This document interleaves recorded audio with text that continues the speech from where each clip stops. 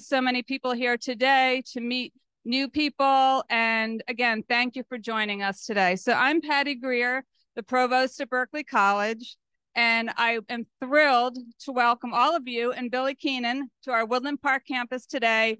Going around and seeing so many people, they were saying, I didn't know what was behind these trees. I didn't know what was down the drive, right? So now you're here and now you know. So we're happy to have you here. So Billy is going to speak to us today about his message of strength, perseverance, and resilience. So as an introduction, I don't know why I had to write this out, but I'm getting older. Billy and I have known each other for 40 years. We met when we were teenagers on a program in Ireland. Billy's a retired high school history teacher from Rockland County. He's a former Army lieutenant and paratrooper who served as the youngest company commander in the United States Army Southern Command while stationed in Honduras in 1992.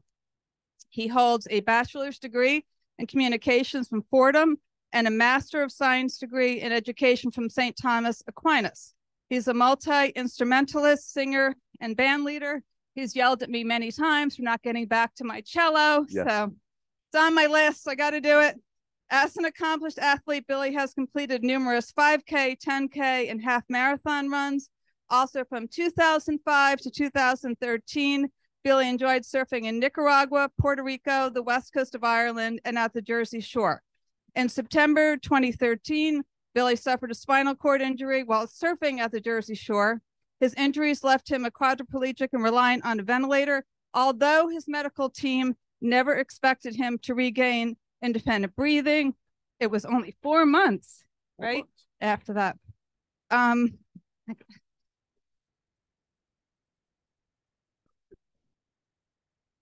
know. I'm just going to say welcome. Thank you. Thank you, Patty.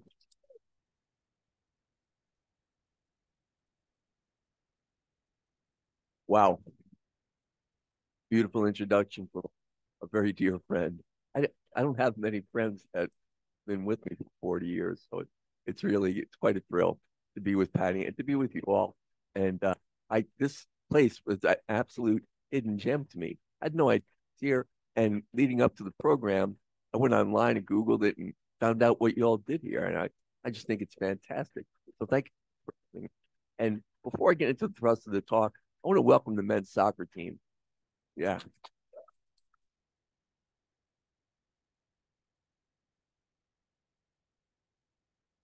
Now, the word on the street is that you guys just won the Hudson Valley Championship. Am I right? Or all right, all right. Well, it just so happens that I played soccer for 4 years in high school. I was a 5'8" goalkeeper with a 6-inch vertical leap. So my game really existed on pure aggression, as only a short man can muster. So I want first things first. It's a great subject of curiosity. How does the wheelchair work? All right. So in the early days after my injury, I very quickly put out of my mind the idea that I was going to walk again. So they taught me how to drive this thing called the sip and puff. And I'll just show you how it works. If I sip lightly, I turn to the left. Puff lightly, I turn to the right.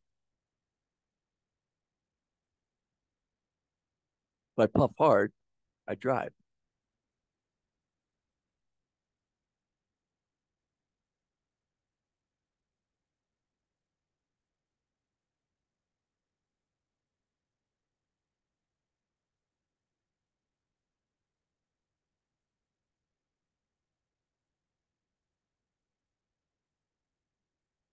This is the only independent movement that I have. And I love it. I mean, seriously, it really is amazing. The places it's taken me have just absolutely continued to surprise me even after 10 years. So anyway, the first part of the talk is actually a prelude to the second part of the talk. I want to talk about Veterans Day for a minute. And hopefully we see up behind me an image of a soldier.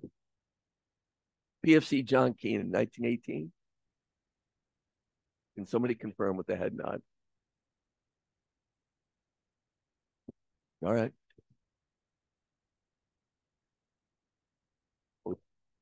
Oh, beautiful. So on the 11th hour, the 11th day of the 11th month of 1918, probably no happier guy than this guy. This is my grandfather.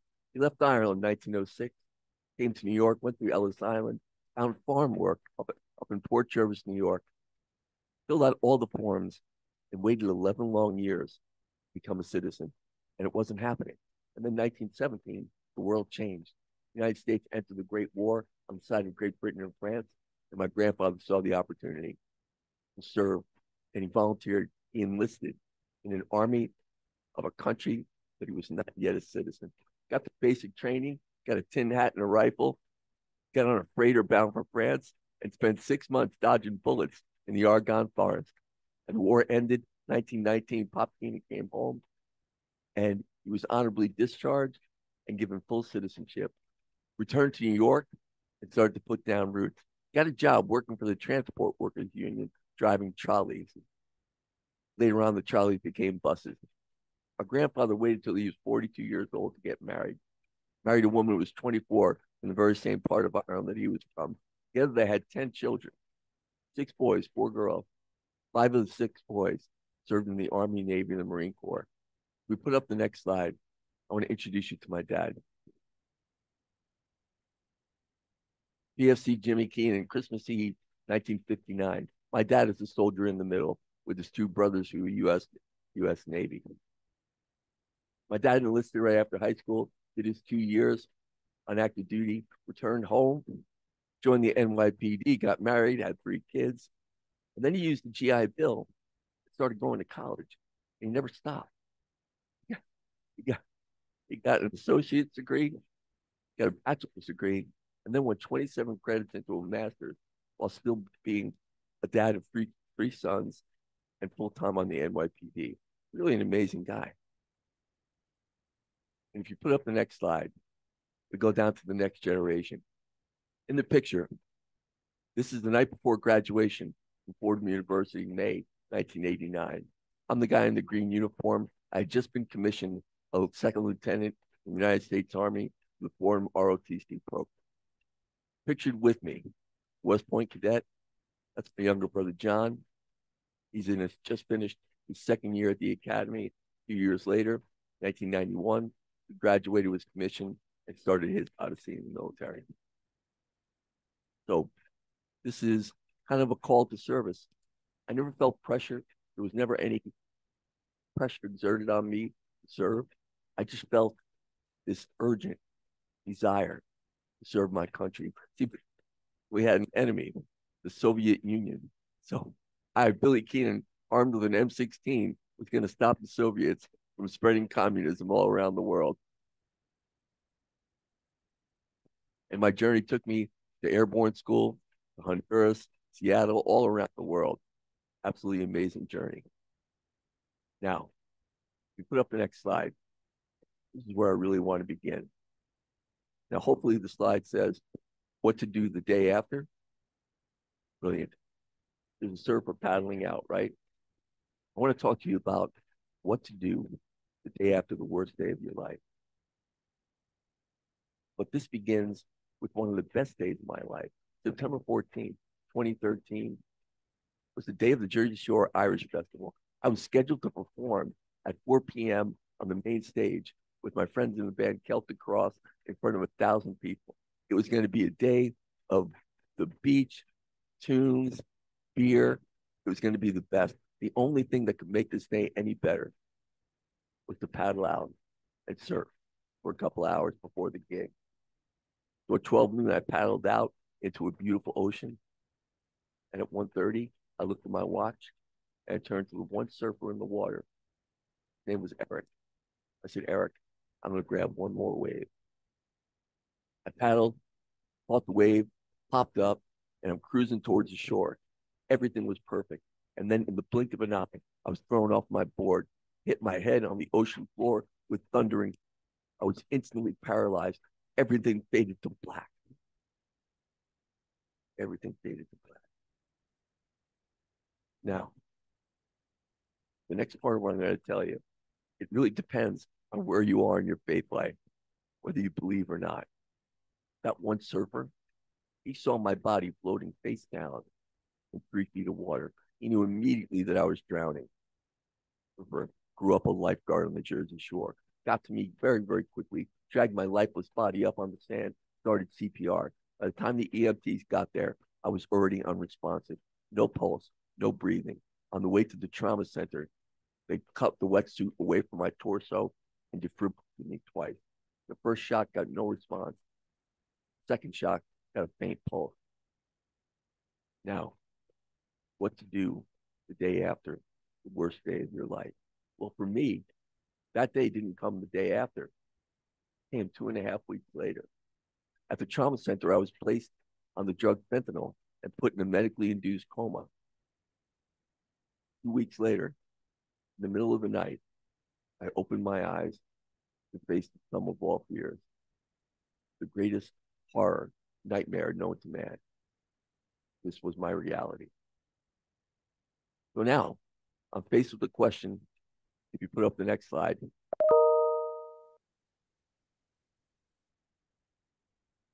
Yeah.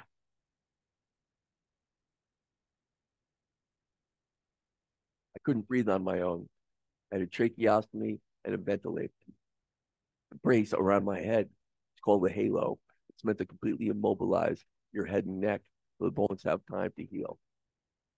This is my life.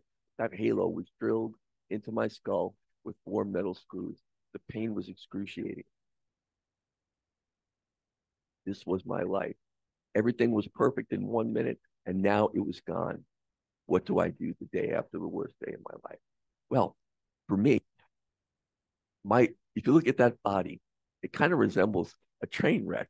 This is my life. So here's what I did.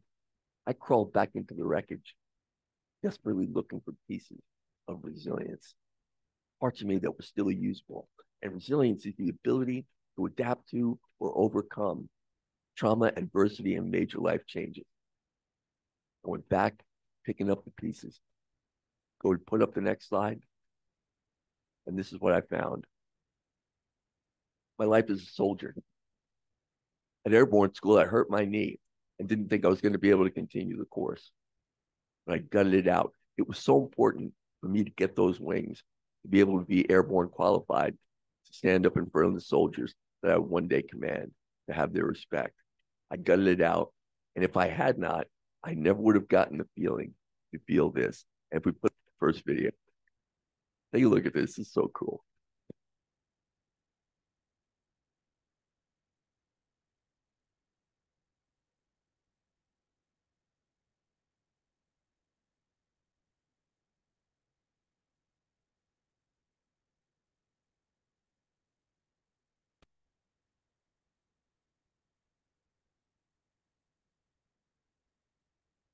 There we go. Take a look at this and ask yourself, would you like to do this?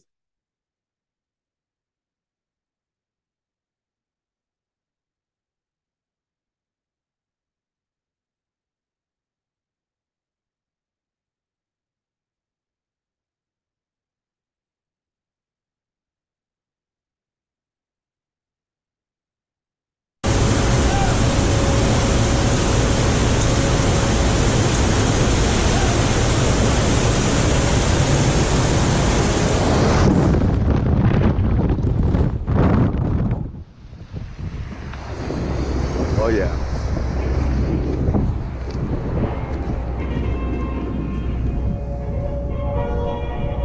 1,500 feet in the air.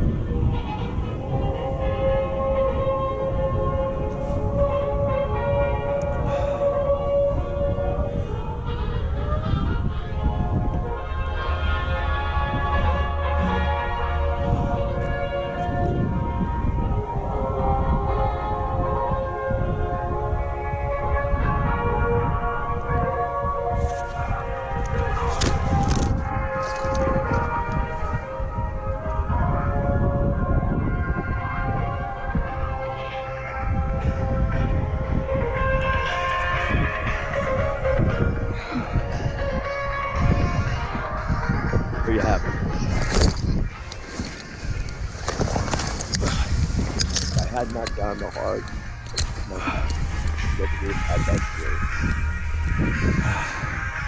Now, bring that back to your own life. This sensational toy is taking US. The times that you don't think you can go any further.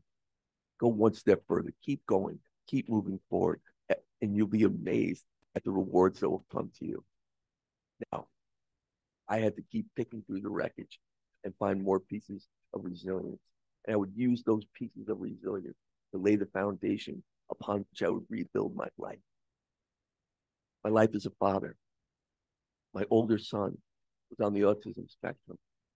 The ultimate challenge, who I was as a man, as a father, in terms of character, love, compassion. I put everything into my child with special needs. And the rewards were phenomenal. Again, signs of resilience. By the time I was injured, I had mastered 5 musical instruments. Playing Irish music was like rolling out of bed for me. It was who I am, and I loved it. It was one of those places where, God gives us all something to help us get through this life, and tapped on the shoulder and said, "You're a musician." Learning new instruments came so easily to me, and just very quickly what that felt like. There's another video. This should be a quick snippet of a concert from 2011, I believe.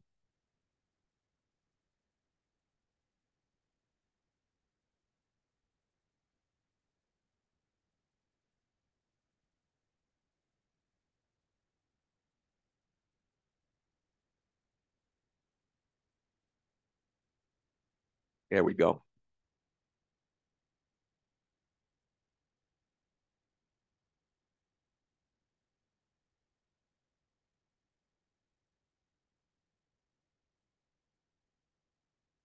To all the teachers out there, all the teachers, especially my 4th grade teacher, Mrs. O'Connor, I see her out there. Because you might not know it, I'm a 10th grade teacher down at North Rockland High School, and today was the last teaching day, the last day of actual classes before my students take their regents tomorrow. So this is kind of a momentous and very happy celebratory day. So I'm going to sing it, it's kind of like a party song, and I'll teach you the chorus, and maybe you'll sing along or clap along with me. Very cool song. Scottish band did this song. It's a song called The Rambling Rover. It's all about people who just go through life kind of running between the raindrops and just having a party and a great time all the time. And it contrasts those are the rest of us who wake up every morning and show up and, So anyway, it's called The Rambling Rover. I'll teach you the chorus and maybe you'll go at it with me. The chorus goes like this.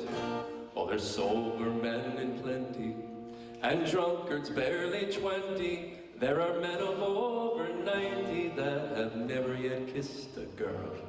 So give me a rambling rover, from Orkney down to Dover, and we'll roam this country over, and together we'll face the world. Yeah. There we go. Here we go. I think it's B flat. Here we go, chorus. Oh, there's sober men in plenty, and drunkards barely 20. There are men of over 90 that have never yet kissed a girl. So give me the rambling rover, from Orkney down to Dover, and we'll roam the country over, and together we'll face the world. Well, there's men that feign enjoyment from merciless employment. Their ambition was that deployment since the moment they left the school. So they scrimp and save and wonder, while the rest go out and squander and roam and laugh and wonder, and they're happier as a rule. Oh, there's sober men of plenty, and drunkards barely 20. There are men of over 90 that have never yet kissed a girl. So give me a rambling rover, from Orkney down to Dover, and we'll roam the country over, and together we'll face the world. All right, let's go back to the spot. Well, I've roamed through many nations, taken delight in all creation, and I caused the wee sensation when your company did we find. I don't even know if I can find words to express how happy I was. To the friends that we all treasure, for they're never far from our minds.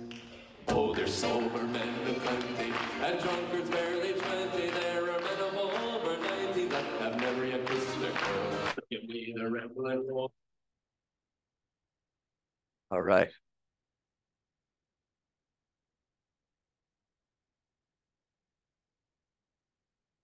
And let's go to the next slide.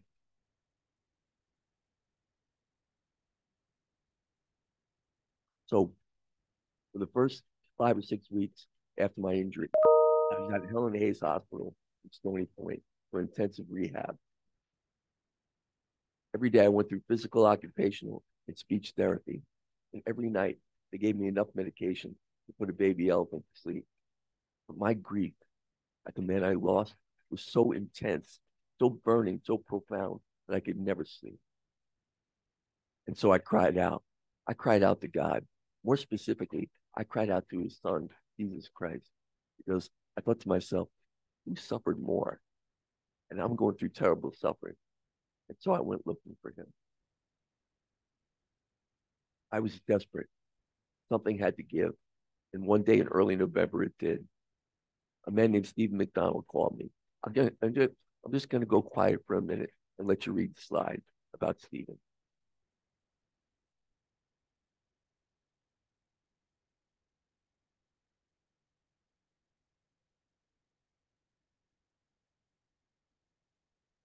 So Stephen spent 30 years after his injury going around New York, New Jersey, Connecticut, speaking about the healing power of forgiveness. And one day in early November, at the peak of my despair, he called me. Out of nowhere, a man brought him in on the iPhone.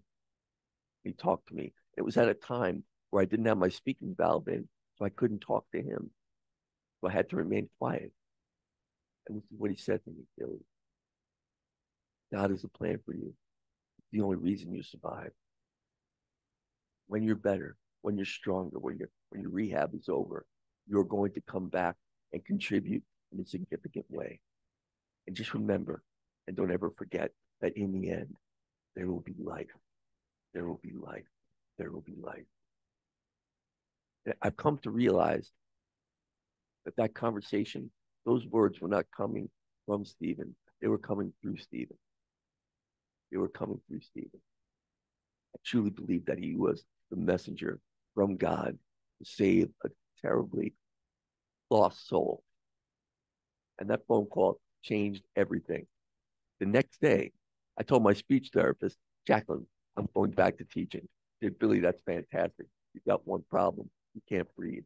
I said, all right, what do I have to do? And we spent the next 4 months working doggedly to wean me off the ventilator. And it did happen in late December, a miracle. My doctors never thought it was possible. And 4 months after my injury, I was breathing independently and have been ever since. There are miracles.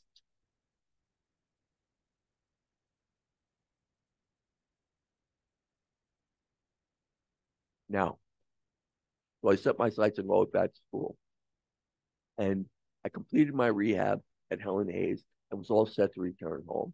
Everything was good. My body was strong. I'm breathing independently. Everything's positive. And then I got hit with another wave of darkness, one that I never could have seen coming.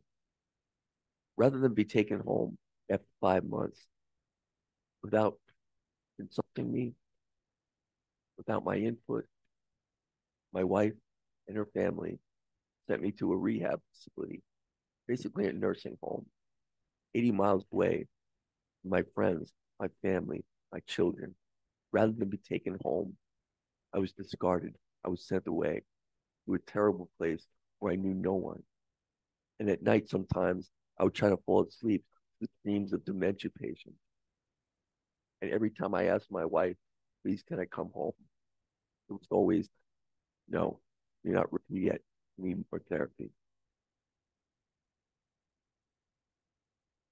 Now, when I finally did return home in August of 2015, I went from being an annoyance to being the victim of abuse, unthinkable abuse, financial devastation. There was a festival, a 2-day Irish festival called Keenan Strong that I to raise money for the 24-hour care of a guy named Billy Keenan. I was there for the second day of the festival. I rolled up and saw 5,000 people. And the thought that I had in my mind was, my I'll never about money again. I was wrong. Following at a barbecue, I asked my father-in-law, Jimmy, how did we tell me? My father-in-law, how much money was raised. And when I pressed him on the matter and demanded to know, his daughter, my wife, came up from right behind me and started cursing me and threatening me. How dare you? I'll tell you what you need to know. Get back on that van, and back to the nursing home without a. I was traumatized, absolutely terrified. This was my life. Went from hell to crawling out of it, being thrust right back into it. The abuse only got worse. My wife's a registered nurse. Her physical neglect of me resulted in a stage 4 pressure ulcer on my right calf, so bad that I had to get a wound vacuum to suck out the unhealthy tissue. Finally, on July 31st of 2015, I asked about the money one more time, and she told me right to my face, that money is not for you. It's for me and my children. I will burn it before you get a dime. And the feeling that I felt was almost very similar to the one when I woke up and realized I was paralyzed. It was fear. And nothing is more paralyzing than fear. Think about your own lives. What stops us all from pursuing greatness, from pursuing joy? A lot of times it's fear. And if we can just conquer that fear, what's on the other side is so beautiful. It's absolutely beautiful. So here's the deal. 5 weeks after learning that that money was not for me, I did something that still to this day defies belief. Before I get into that, I want to put up one more slide. Go ahead, advance the next slide. 3 images: a guitar player, surfer, and a dude in a Hawaiian shirt. Right? Okay, beautiful. Take a look at these 3 images. My friends, I don't want you to ever have to feel this way. Phil, what the hell are you talking about? Let me explain. The image on the left, the guy with the guitar, totally in complete mastery of his musicianship, of my vocals, on stage in Fall River, New York, rocking out at a concert with 4 of the greatest Irish musicians in the New York area, making a powerful yet poignant noise. Here's what you don't see. That entire summer, I slept in my guest room. It had become such a place of cruelty, abuse. I didn't recognize it as abuse. That's exactly what it was. So much so that I broke down and went and scheduled marriage counseling. And when I presented this to my wife, her answer chilled me to the bone. Really, you should go because you're the one with the problem. So, like a fool, I went 3 times. And each time I pleaded with her, practically begging her to go. And each time it was no. That moment, that critical moment, I could have and should have walked away from the marriage. And I believe with every fiber in my being, if I had done so, this accident could have been averted. I could have moved to a different life and still been a great dad. But I was not able to make the leap. And so I achieved peaceful coexistence, but the marriage limped along and there were still signs of abuse. In the image in the middle, the surfer, I had just bought the surfboard that's at my feet. I was in Montauk, New York, and a great friend who invited me to stay 3 days and surf with him. My wife came up behind me as I was packing an overnight bag, and again, verbal abuse and guilt. Rather than stay 3 nights, I surfed through the day, and at 8 o'clock, got in my car and drove 3 hours back from Montauk. And in the final image, I'm at the Jimmy Buffett concert at Jones Beach, and Jimmy just recently was deceased. And I got to tell you, boy, did I suffer a loss. It was like losing a good friend. Went to see him every year, every summer from 2000 to 2013. I love Jimmy Buffett. I was about to go out there, packing the cooler with Bud Light Lime. And my wife came up to me and unleashed the torrent of guilt and expletives that actually ruined the first part of the day. So the abuse that came after my injury surprised me at the time. But when I went and started picking through the pieces, it was always there. I was an abused spouse. Now think about this for a moment. Half marathons, triathlons, jumping out of airplanes, commanding in foreign countries, and I was an abused man. But to the world, I presented a smiling, happy guy in complete mastery of his life. This is sometimes the image that we present to the world. There's so much more going on. So I just wanted to share that with you. I don't want you to ever have to feel this way. So 5 weeks after finding out that the money was not for me, I made a crucial decision to move forward because I could not go back. Put up the next slide.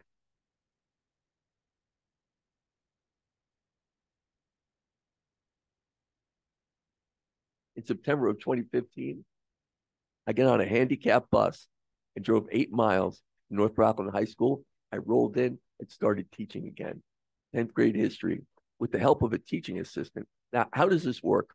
Raise your hand if you've seen the Iron Man movies with Robert Downey Jr. All right. Now, what's the name of the computer that Iron Man talks to? Jarvis. Very good. So my teaching assistant was like Jarvis. I told her everything she needed to do, how to operate the smart board. She worked the smart board in the computer, and I sat in my wheelchair in the middle of the room, and I taught history. And it was beautiful. I got the gift of teaching, being with people again for 2 full years, while my home life was an absolute horror. Again, still living with the abuse, beginning a 3-year divorce that saw me just go through every horrible thing that a man can go through. But somehow I kept going. Where does that come from? Remember that slide, picking up the pieces, finding resilience. If you do it one time in your life, my friends, you can do it again and again and again. And one of the things I want to have burned in your minds and hearts is that image. If you did it one time, you can do that again and again and again. And that will never leave you, especially students, as you go through your life, because there are going to be challenges. There are going to be dark times. And if a guy in a wheelchair can find his way back to teaching, think of what you can do as an able-bodied, able-minded man or woman. Possibilities are endless. So I got the gift of teaching for 2 full years. At the end of 2 years, I got sick. I got really sick. Yeah, I thought God wanted me to become a teacher again. It sent me a very strong message. I was hit with a urinary tract infection that sent me into a 3-day coma, 72 hours, where my mom and my brothers thought I was going to check out. My pastor gave me the last rites of the church. Pretty tough to think about. But after 72 hours, I opened my eyes and asked my doctor, when can I go back to work? Really, you've got to retire. And just like that, the very thing that brought me back to life was taken from me. How much do I have to lose? I wasn't done yet. There was still more. Raise your hand if you've ever seen Monty Python and the Holy Grail. All right. I want to take you back to the forest with the Black Knight. What does King Arthur do to the Black Knight? Anyone? Cuts his arm off. And what does the Black Knight say? Don't leave flesh wound. My friends, I was the Black Knight. Everything was taken from me, and yet I kept going and kept going.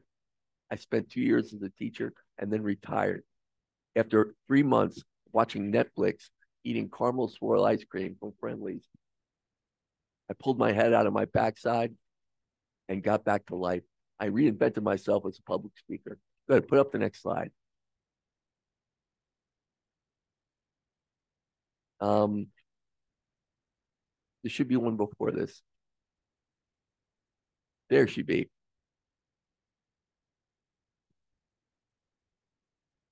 Soccer guys are out. Thanks for stopping in, fellas. Yeah.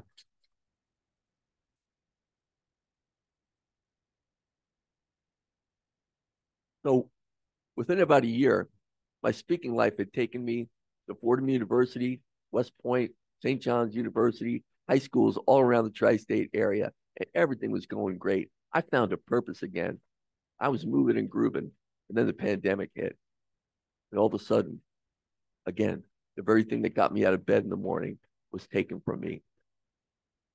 A year before the pandemic, I went through one more terrible loss. When my wife abandoned me in the summer of 2015, my 72-year-old mother stepped in to save my life. In February of 19, my mother had a stroke and died. And my primary caregiver was gone. And in that moment, I knew fear. I knew trepidation. What's going to become of me? I have no benefit money. I'm not working. I'm not teaching. What is going to become of me? But going back to the evidence of resilience, I kept going. Everywhere I went, people were saying, Billy, you got to write a book.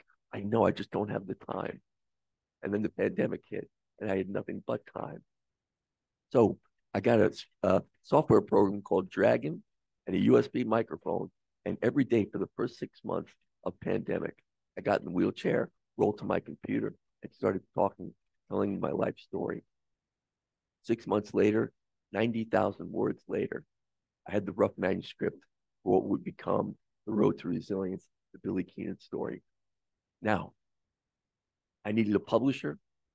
I needed a mechanism behind me. And all those things ultimately revealed themselves to me. And in June of 2023, you put up the slide with the book, I published my memoir.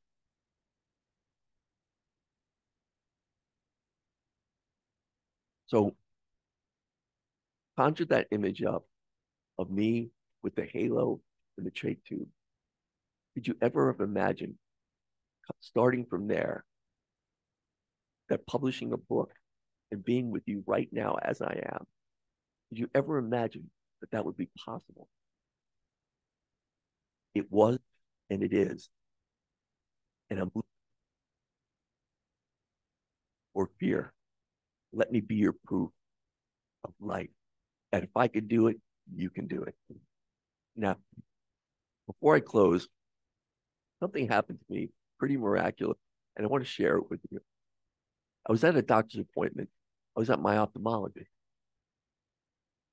And a new doctor was there, and I was in the examining room, and she turned the corner and stood in the doorway. And at the sight of me, I could see her starting to tear up. And she kind of put her hands to her eyes to wipe away tears.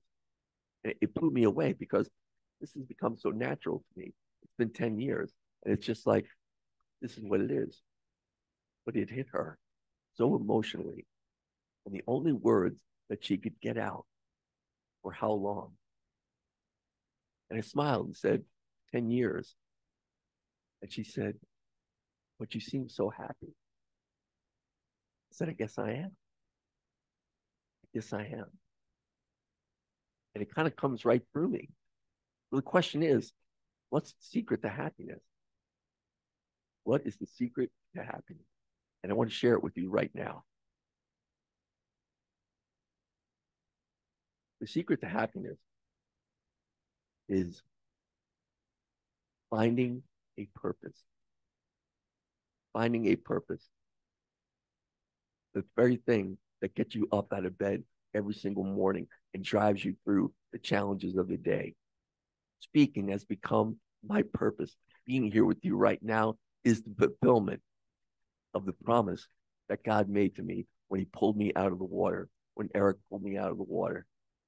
God did not abandon me in that moment. He reclaimed me for himself, reclaimed me for himself. And I've spent the last 7 years speaking and unafraid of saying the word God or his son, Jesus Christ, who I took on as my brother in suffering and my savior. And I unapologetically, without fear, say these words with love and happiness in my heart. And it just kind of blew me away that someone, a complete stranger, could be so touched. Because like I said, this has become so normal to me. And she was shocked, stunned, that I was so happy. There it is. Friends, if I can find a way to be happy in this really difficult state, once again, look back to your lives. Imagine the joy and happiness that you can feel and that you could bring to others, the ones you love and can call out to in the middle of the night. And it will be beautiful. So, with that, you would absolutely honor me with your question. And I got to tell you, there's no stone unturned. My life is an absolute open book. Whatever you want to ask me, fire away.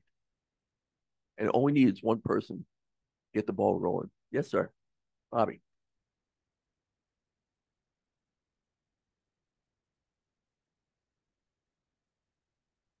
You know, I tell you, I did for quite a while. And my body is changing. We, you know, not I know. But it's getting more difficult to sit in a chair for extended periods of time because over the pandemic, all the physical therapy places shut down. And I could have had a home gym that would have got me through the pandemic in perfect physical condition. And all it would have taken was $40,000. I would later find out that the Keenan Strong fundraiser took in between 750,000 and $1 million. It was all cash. It's gone. I wasn't able to prove any of it. It's absolutely gone. So my muscles went from being strong to experiencing atrophy. And now it's very difficult for me to be in the chair past 4 o'clock. So my world that was very small has only gotten smaller. I want to do everything. I want to be out all the time with everybody and experiencing it all. But this is when I'm left. I do my best work between 10 and 2, and I'm still happy, even with all the pain and suffering that I'm going through, and the ones that I'm still are waiting for me. I have joy and love in my heart. Thanks, Bobby. What else?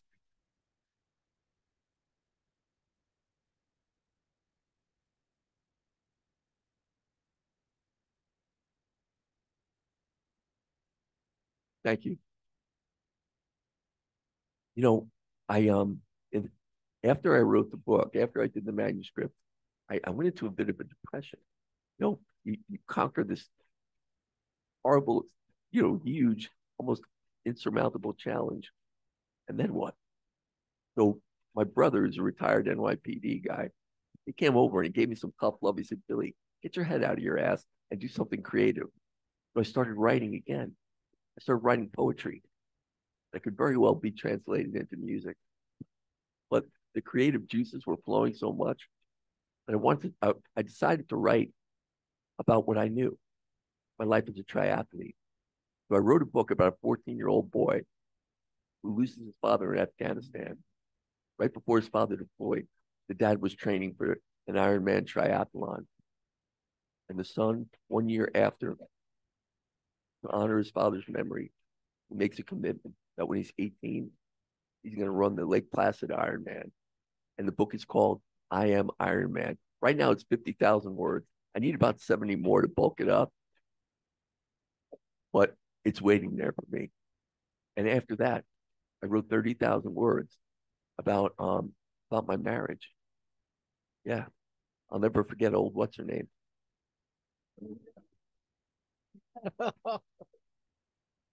Yes, I'm an artist, and irate women are my canvas.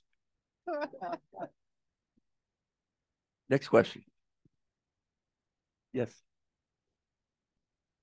Whatever happened with your children? So things got so bad in late 2015 that I did something very late to the game that I should have done in the middle of the abuse. But I was so isolated. I had no phone. I had no hands-free, Siri, nothing. Complete isolation. So I suffered my abuse. And then when my mom took over, she started to get abused by my wife. And so we all broke down. And in early 2016, I called the police and they came and took my wife out of the house. And with her, she brought my older son, who's on the autism spectrum. So very, very sad. Brother was parted from brother. And it went that way the next couple of years. Pat would come over and stay with me for a weekend. And the next weekend, Kieran would go over and stay with them. Now, fast forward, my sons have weathered the storm. Pat has a part-time job at Meals on Wheels. He does musical theater in a special needs musical theater group called Music for Life. And if you heard him sing, it's like hearing the voice of God, you know? And he just lights up when he's on the stage. Go figure. And Kieran is a Dean's List student, captain of the track team at St. Thomas Aquinas. Just absolutely amazing. And the best part is that both my boys, I'm able to have a great relationship with them. And I kind of let you in on a little secret. With the changes in my body, I'm always paying attention, and I want to make sure that certain things get done. So I recently recorded a video, a love letter to my sons, that they can open when I'm gone. And I wanted them to have it because they're going to be tough times when I'm no longer here. Times that they're going to want to see me and hear my voice and see me alive and vital. And so I gave them a great gift that they don't even know about, but it's waiting there for them. Yeah. I'm giving long answers to very easy questions. Go figure, the Irishman. Yes. Played your wedding. I played at my wedding. Billy's a fabulous, fabulous musician, singer. How do you get through the adversity, and how do you not get mad at God? Because to me, I would be so pissed off. Yeah. Like, why did this happen to me? Like, how do you get past that? Yeah. Oh. Easy. That's also an online question. How do you hold on? How do you not hold on to? Right. Okay. I have to admit, in those first couple of weeks after my injury, crying out in the dead of night, just like Jesus Christ from the cross, my God, why have you forsaken me? I truly could not feel his presence. I felt so alone, so completely alone and abandoned. But God wouldn't let me stay that way. My pastor, a guy named Father Rob McKeown, who I hardly knew, started coming up to my hospital room at Helen Hayes every Thursday for a pastoral visit. Every Thursday for 5 months without fail, Father Rob came up and we prayed, gave me the anointing of the sick. I received the Eucharist. I went to confession for the first time in 30 years. And Father Rob still comes over to my house every 2 months, once every 2 months, and I make a confession. And I know you're probably thinking, what the hell problems? What trouble could this guy get into? Well, I got to give you the update. Like right now, I'm up to confessing my second year at Fordham.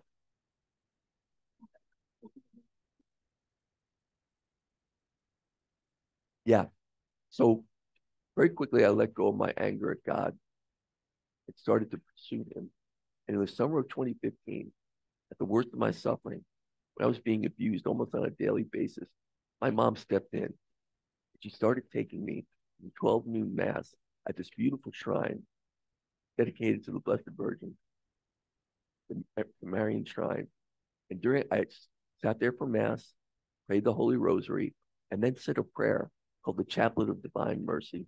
It's a very simple meditation on the suffering of Christ.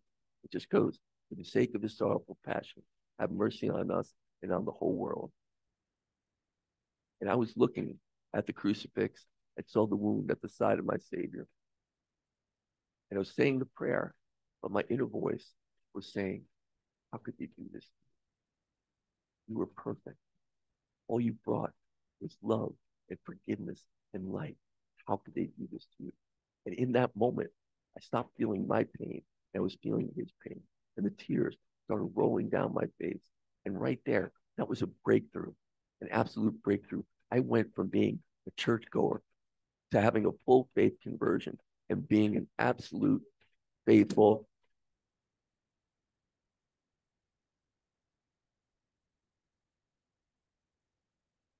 Was that a message? So I became a Christian, and the anger at God was gone, and all that's there is love. Now, how do we get past anger at each other? And it begs the question, have I ever forgiven my wife? It always comes up. And the answer is really two parts. To her face, I've never been able to say, I forgive you. You know, what they did was so egregious. And really, by taking the money, not allowing me to establish a home gym, they severely limited the longevity of my life, the quality and quantity of my years. How do you forgive that? Well, I was at confession last month, and Father Rob asked me that very question. Bill, have you ever been able to forgive? And I said, no. But here's where I'm at. When I say the rosary every day at 4 p.m., in the fourth decade, I find myself praying for them. And I actually say their names out loud. Say their names. And what I'm praying for is that before they die, they can make a good confession. So check this out. Rather than wish them an eternity in hell, it would have been so easy. And I'll leave that to God to figure out. Rather than wish them eternity in hell, I'm actually wishing and praying that they can redeem their soul. So isn't that kind of forgiveness? That's where I'm at. Yeah. Thanks for the question. I have an online question. Okay. Somebody asked, do you have a daily morning or evening routine? My God, do I ever? Yeah. My whole life is like a deployment. It takes two people to get me out of bed in the morning. So they give me a bed bath, they wash this poor old carcass of a body, and get me dressed, get a sling under me, get me up in the foyer, drop me down in the wheelchair. I go to the kitchen, I have my breakfast, I watch a little sports center, and then I hit the computer. And every day I do 4 things. I think, I pray, I write. And the 4th thing, sometimes it shifts. I call people, I reach out to media to promote the book. I write another chapter of Iron Man. But I think, pray, write, and do something that's going to forward the book. Because I got to tell you, I feel so passionately about this work and the ability, if people just get it, to have their lives completely changed, that I just devote all my energy to making this happen. Because I got to tell you, I want it to be a bestseller, but not for the reasons that you would think. All the money in the world is not going to change this, Not going to change anything. It's what it can do for my reader. It's what it can do for my reader. And I want to live long enough to see it have that beautiful impact, see people's lives change. That would be a beautiful reward after all the hard times. That would be one heck of a reward.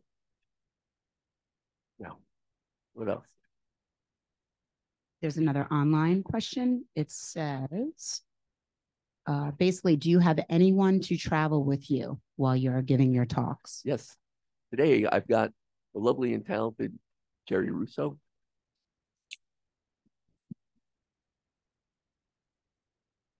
And my caregiver who's with me every day, Wednesday through Saturday. She's been with me for 2 years.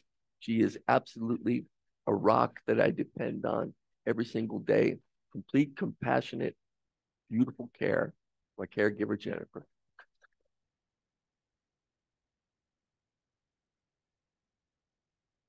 I'm a lucky guy.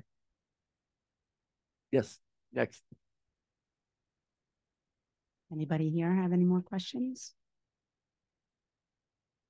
Everybody online wanted to just say that they're honored and humbled to have you, have heard you speak today. Thank you so much for coming to Berkeley College. Yeah. Yeah. Thank you, Patty, for that warm introduction. Okay, please keep sharing. You are helping a lot of people to recognize how grateful that we all are. Very inspirational message. And let's see. Thank you, Billy, for the inspiration on how to overcome the odds and succeed to gain access. Oh, these online comments? Online comments and questions, yes. Wow, Yeah. real-time feedback. This is great. That's wonderful. That's wonderful. Your zeal is amazing. I cried the whole time. Oh my. 2 more writings and interviews, please. Yeah. Keep them coming. I cried the whole They're time. great. We have a question here. Hi, Billy. What an inspirational story. I just wanted to ask where other places do you give your talks so that I could see this being impactful in high schools Yes. and colleges. So just if you can tell us a little bit about where your travels have The taken main you. part of this mission is high schools. You know, I think that they're at such an age and they lost 2 years of their lives to COVID. The whole world was turned upside down. So I see such a need to get in there and help them navigate the tough times. You know, I really feel that the younger generation kind of ill prepared to face really difficult times. You know, I grew up in a household that was like strict, hardcore Irish Catholic, and both parents, if the 3 boys got out of line, we'd get the back of the hand, you know, and so you know, I really do feel that the main thrust of what I do is best spent in the high schools. But that said, I love being at a college because the questions are much more upper level cognitively. So I love it all. I really do. Yeah. Thank you. Ooh. You ever thought about teaching at the college level or on leadership or resiliency? Because certainly you can make a great impact. I know I don't want to interfere with the Ironman. Right. Have you ever thought about doing or working or teaching with somebody, maybe You know, at Berkeley or someplace else? It's a great question. It's something that I have definitely thought about. But, you know, I only have so much energy to give each day, and I have to allocate it very, very carefully. Because, like I said, by 4 o'clock, I'm shot. I go back to the hospital bed, you know? So, like I said, every single day, the best things that I could do would be arrange for speaking programs and promote the book. And that really, all of the other things, it would be phenomenal. But again, I really have to be so careful with time and energy because in my case, they're in limited amounts. Anything else for the yes?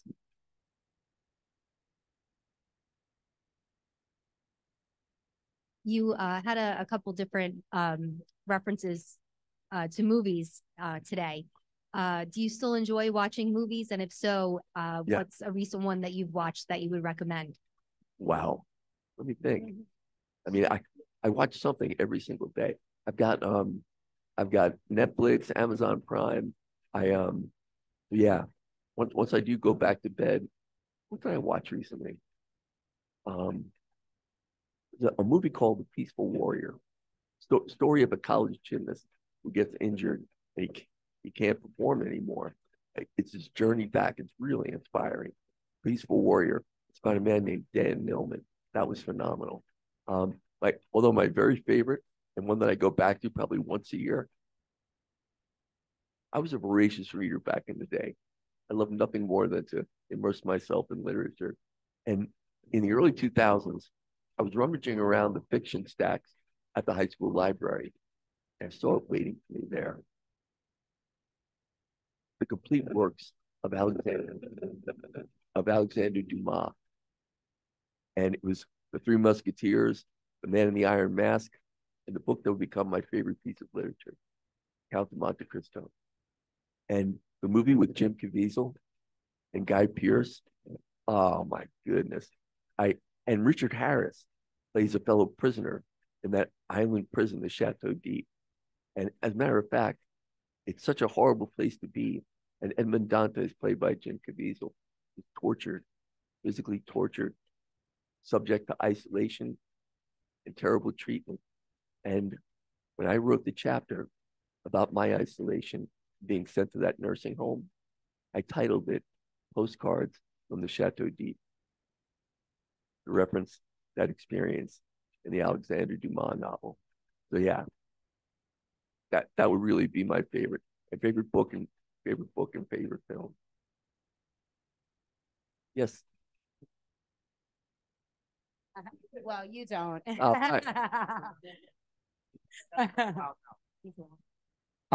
You're talking back to your faith.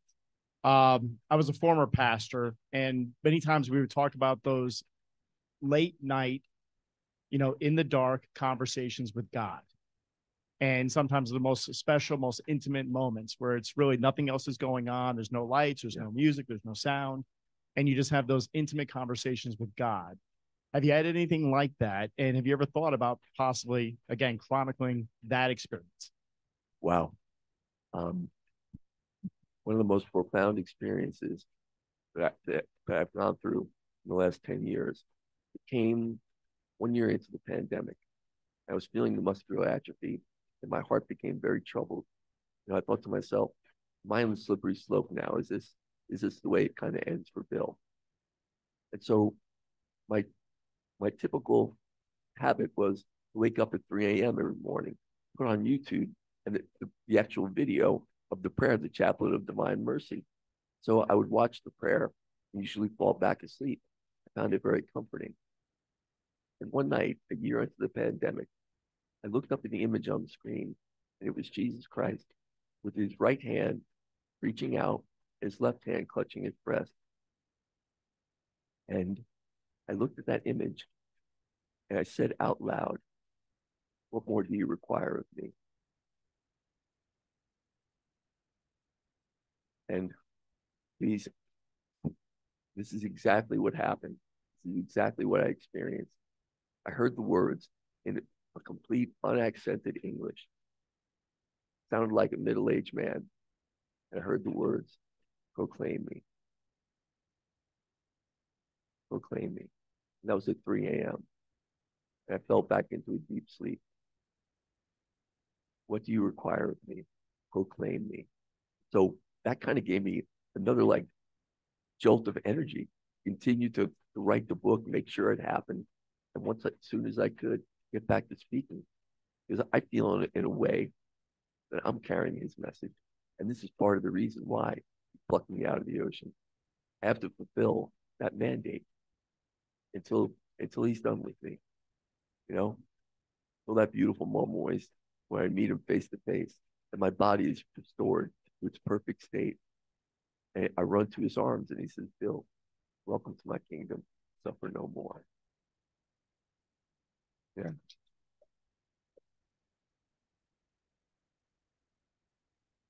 Hi, question right here. Is there a person that you look up to or that you admire? Okay. There's a speaker named Dr. Wayne Dyer. And I came across him. He did a bunch of PBS programs, and he's absolutely brilliant. He wrote a bestseller, New York Times bestseller, called "Your Erroneous Zones," that was on the New York Times bestseller for 53 weeks. So I got hooked on his speaking, and one of his programs was "Change your thoughts, change your life." And I took from this one phrase that pays. When you change the way you look at things you look at change. Things you look at change. This isn't a punishment. My being in this chair, it's not a punishment. God doesn't punish.